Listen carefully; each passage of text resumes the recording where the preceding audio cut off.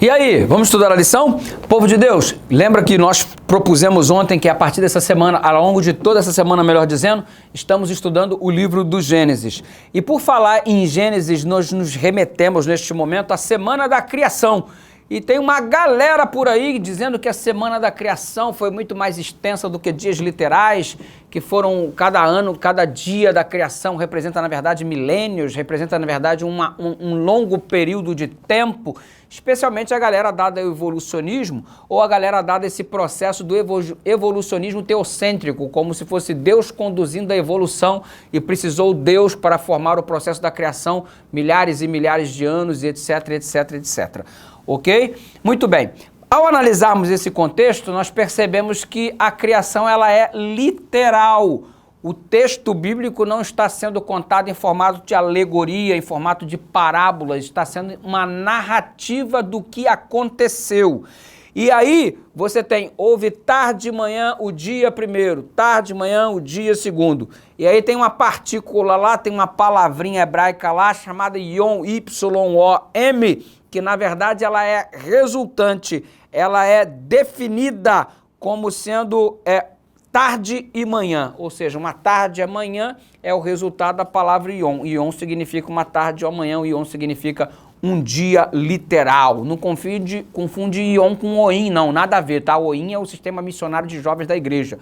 Yom é o termo técnico aqui no hebraico para caracterizar uma tarde ou amanhã que corresponde a um dia literal. Então você vê esse termo aqui, lá na criação, Deus precisando apenas de um dia para criar todas essas coisas. Ah, pastor, são coisas tão complexas, mas o poder de Deus é extraordinário. Você percebe também o sábado, na declaração dos 10 mandamentos, o sábado, né? Porque em 6 dias fez o Senhor os céus, a terra, o mar e tudo que nele há, e ao 7º dia descansou. Está lá o Ion de novo lá, referendo-se ao sábado como sendo o dia de uma tarde e uma manhã, um período literal de 24 horas, ou seja, um dia de fato e não uma alegoria relacionando um dia a um milênio ou alguma coisa nesse sentido, ok? E quando você observa a declaração de Paulo na carta aos Coríntios, especialmente o capítulo 15, quando ele fala da transformação dos salvos, Jesus vem, os salvos vão ser transformados e essa transformação vai acontecer num abrir e fechar de olhos. Ei, Deus tem tanto poder que transforma o indivíduo numa piscada, irmão.